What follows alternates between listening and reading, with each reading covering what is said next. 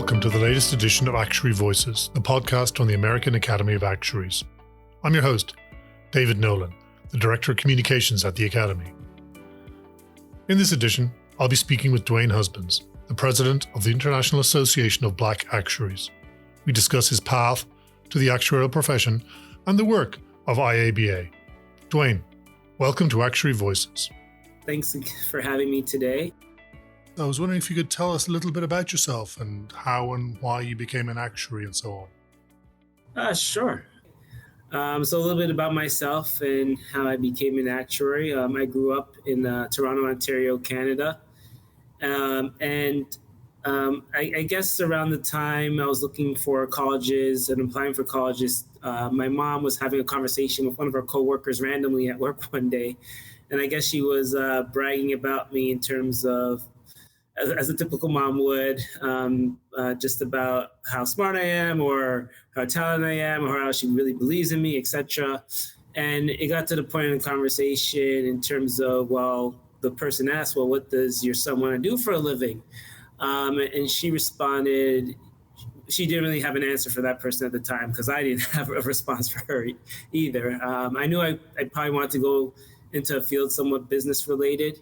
And that what that person communicated to my mom after my mom told her that I was really good at math and I really liked math, he told her, well, he should look into becoming an actuary. I work with actuaries as part of my job. If he has business acumen or wants to build business acumen and also likes the problem-solving mathematical aspect of a job or would like that, then that's probably the perfect profession for him.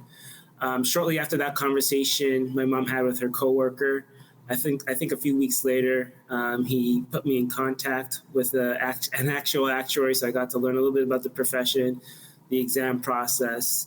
And then around the time I started to apply for colleges, I started to ask guiding counselors and other individuals who were helping the student body look for universities about the actual profession. They pointed me in the direction of the University of Waterloo. Shortly after I found out about Waterloo, I applied, visited the campus, learned a little bit more about their actual program. And then fast forward 5 years later, I graduated with a degree in math with a major in actuarial science. That's impressive. So the University of Waterloo has an actual actuarial program because they are not hugely common, I understand. Right. I didn't know too much about actuarial schools, but once I did voice to others that I was interested in the actual profession, it seemed that everyone was directing me in the direction of the University of Waterloo. Oh, that's great. Which was a very good program because not only did you go through the 4-year curriculum associated with a typical university, they also have a co-op program. So starting in my second year of college, I actually had a chance to apply for jobs and internships and learn about the profession while going through the university process. So it was definitely educational, both from the standpoint of attending college, but also getting some early on the job experience to learn more about the profession and determine if that indeed the profession I wanted to pursue going forward. Sure. Yeah, we sponsor, the Academy sponsors several scholarships to a actuarial conference at Drake University, and I am the applicants. One of the requirements is that they have had some internships related to the actuarial profession. And I'm astounded that, come third year in university, some people are already on the third or fourth internship with a local insurance company or a consulting company. So it's a really good way, as you say, of getting people interested in the profession and knowing what the job will actually look like.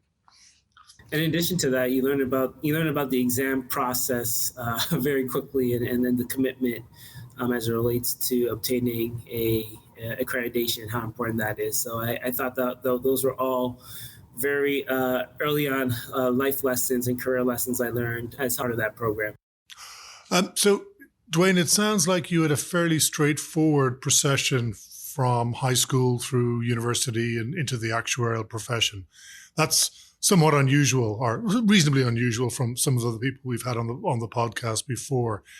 And right after college, did you immediately start working in the profession? Yeah.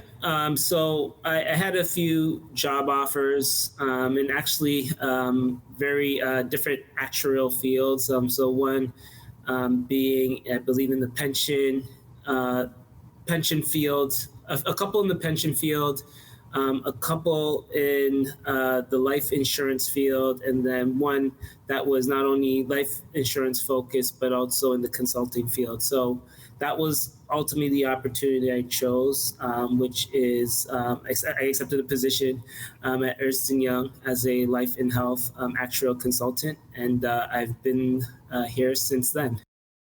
Sounds good.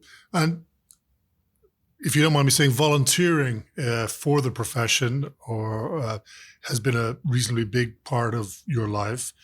And you have risen to the position of president of the International Association of Black Actuaries. So, first of all, I'm interested in what encouraged you to be a volunteer. And then perhaps we can go on and talk about the International Association of Black Actuaries. Yeah, sure.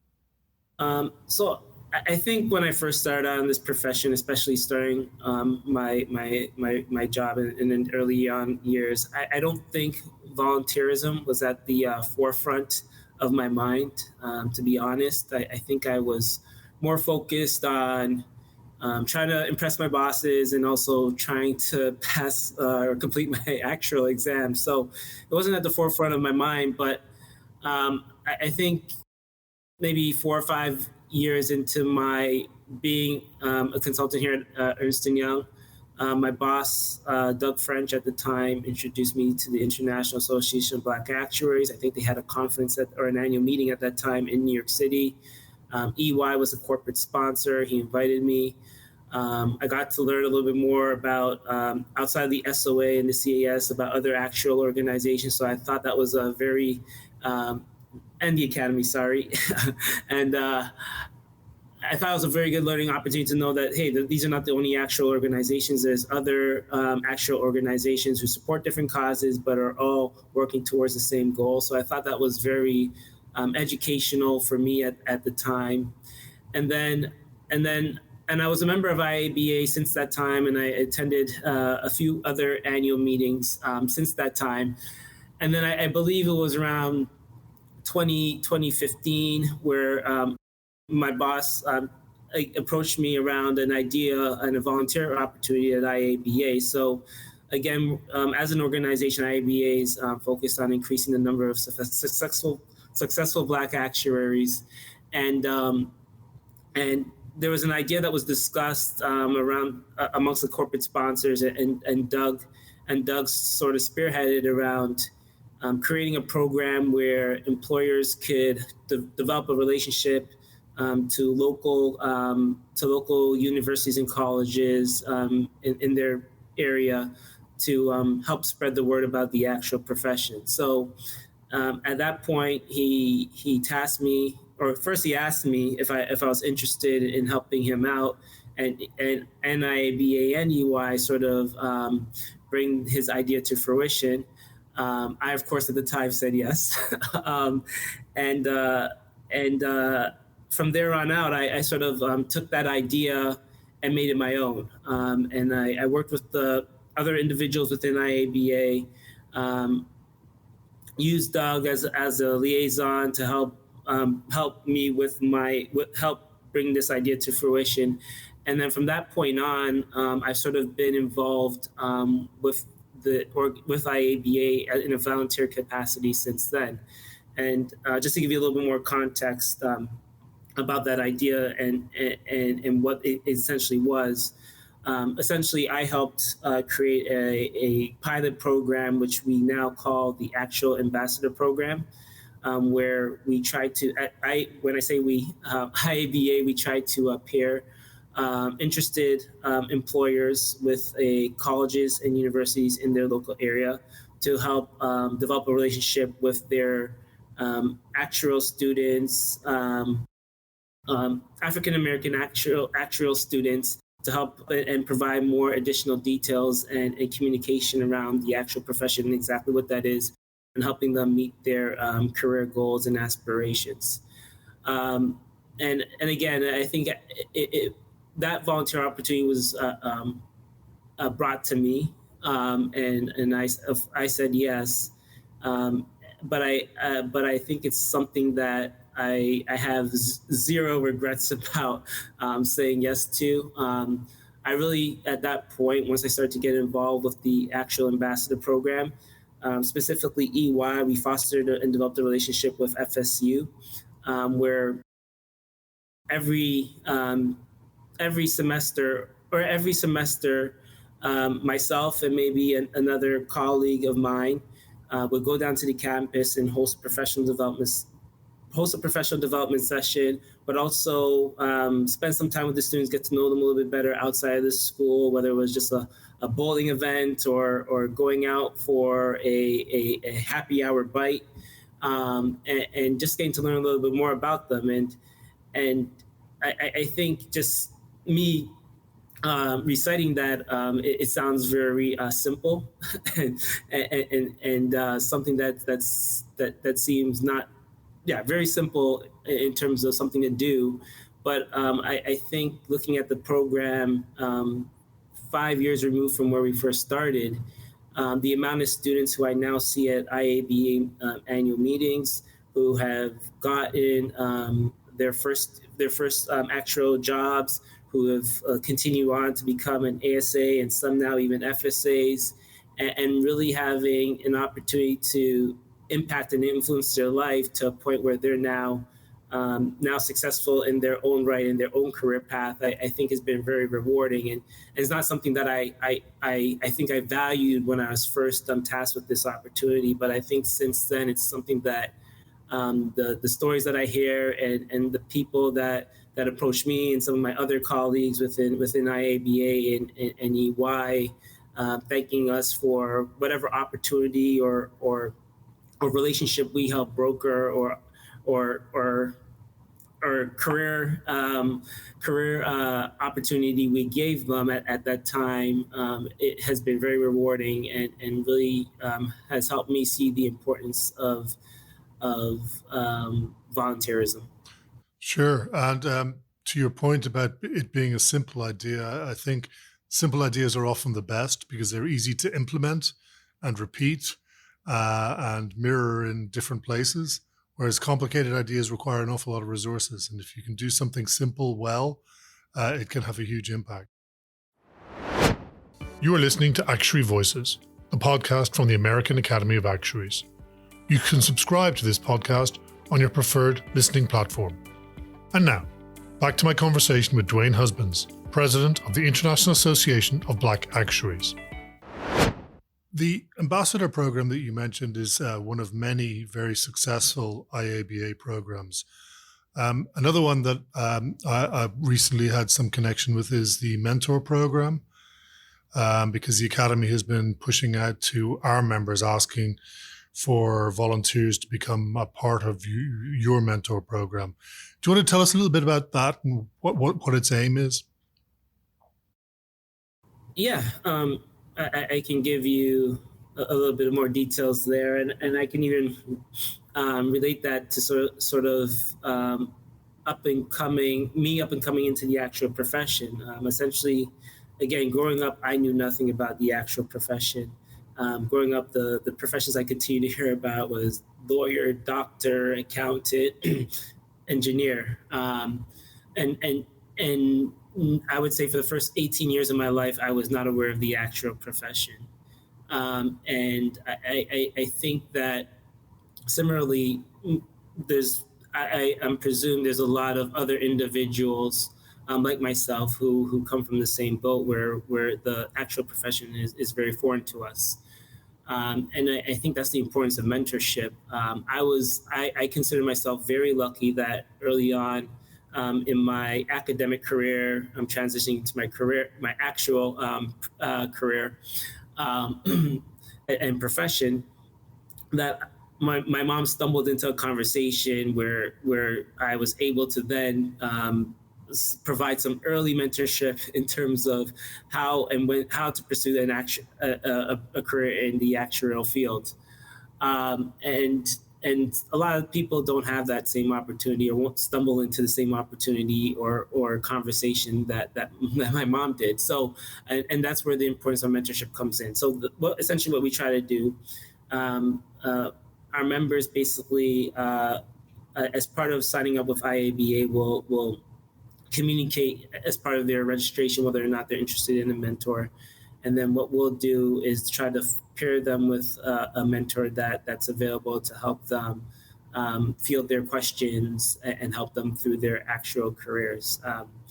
I think one thing that's often overlooked with the actual profession amongst actuaries is that how hard it is to actually become an actuary. There's a lot of things to take into consideration, whether it's exams, what's the field, the actual field that you're interested in, what makes sense based on your career goals, aspirations, what you will be doing. Um, some of those that type of information is really unknown to a lot of individuals, and I think um, a mentor can really help guide someone and really set them on the right path and direction. And I think, again, just due to all the nuances related to the actual profession, I think it's something that's very, very underrated in terms of being a driver of success in the profession. And that's why we started a mentorship program long before I became a volunteer, and we continue to do so now because I think it's one of the more impactful programs that we do have on one's career. Great. I hope it continues its long success. Um, Last year, the IABA celebrated, I believe, its 30th anniversary during your presidency. Obviously, the organization has achieved an awful lot in those 30 years, but have you got some visions for what you'd like the next several years, if not 30 years, to bring? Yeah, another good question. So I've delivered a few presentations to various companies and organizations about IABA, what we do, who we are, what our mission, our vision, and our programs. And one thing that as part of my introduction to the organization, is cite that we started in 1992. And at that time, there was X number of actuaries, and today there's over um, X number of actuaries. And that exponential growth that you see in African American actuaries during the time that IABA first started, I think is just speaks volumes in terms of the work that we've done, even prior to me becoming a volunteer in helping uh, push diversity in the profession and increase the number of Black actuaries. Hopefully, I hope as an organization we can continue that exponential growth. I think we're still only roughly around 1.5% of the total representation of total actuaries in the industry. And I think only way to get there, obviously, more program. It's not just more programs, but I think we have to also address scale. So the way we do that, I think there's programs that we do have, and and it really works well that we devote attention to a number of different students. But I think we need to have more um, scalable programs that where the impact is more transformational. And I think the only way we get there is developing partnerships in terms of future programs with organizations such as the Academy of Actuaries, and then also the SOA, the CAS, the Actuarial Foundation, other affinity groups, OLA, and others as well, to really have more impactful change going forward. So I think the challenge is to identify what those programs are, and then figuring out how do we operate as one to sort of work towards those goals around improving diversity within the actual profession.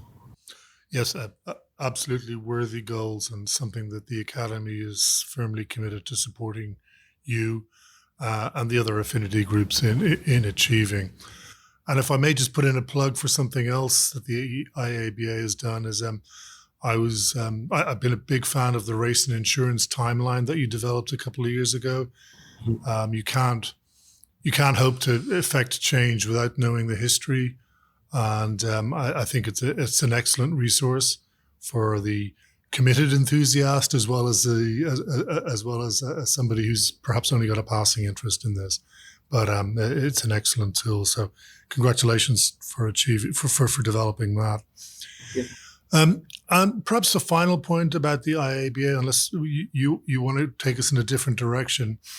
The Academy is a member of the Corporate Advisory Council, which is a group of associations and industry organizations, companies, which was set up to assist the IABA in achieving its goals. Could you tell us a little bit about the genesis of that and what you're looking to get the organizations and associations to help you out with? Yeah. So quarterly, we meet with the Corporate Advisory Council, and typically the goal is to utilize them as a sounding board.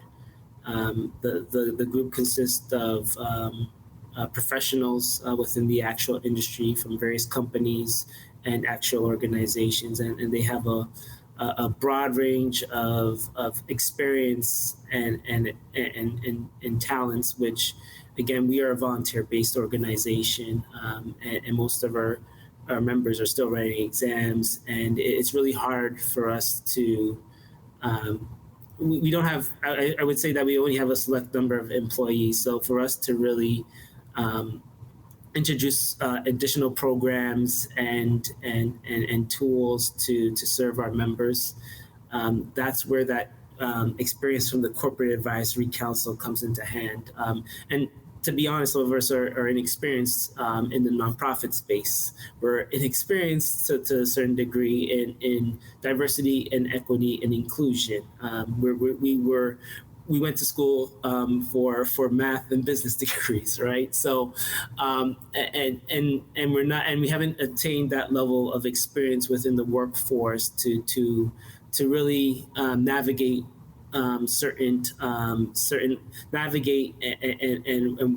navigate certain ideas, and I think that's where the experience and the reliance on the Corporate Advisory Council comes into play. So we might have an idea, we might have a vision, but sometimes we need that extra support to bring that idea or vision to fruition. And over the past years and in looking towards the future, that's where we continue to rely on the Corporate Advisory Council to provide support.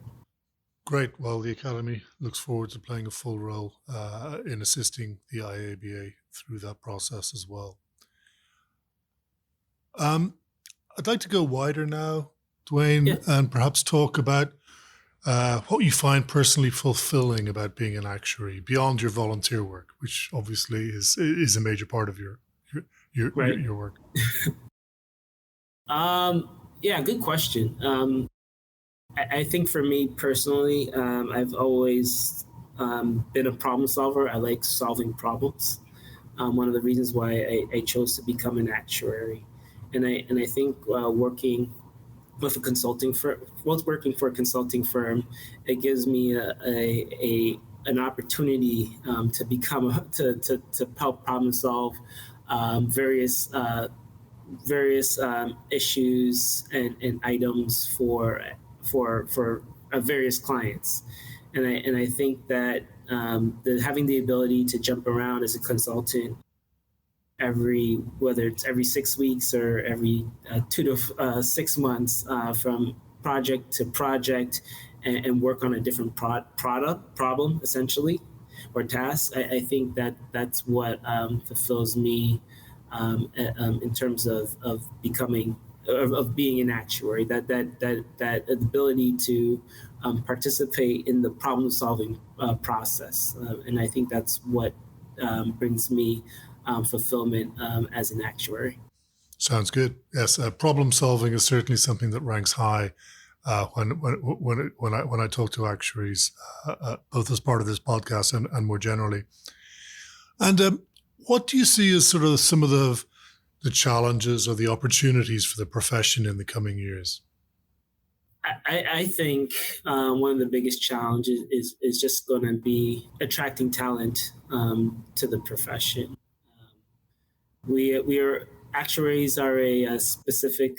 We have a specific set of skills, and there's other industries. I think, especially how technology is forecasted to evolve in the next upcoming years. I think there's going to be a lot of different industries looking for that same specific set of skills in their employees and within their industry. So I think for us, the challenge and the challenge I see is being able to continue to market and advertise our profession as a profession where you have an opportunity to achieve whatever your career goals are, A, B, C, and D, and you have a quantitative background, but also you have a skill set where you can work in the consulting. You can work in the consulting field, or you can also work in the insurance industry.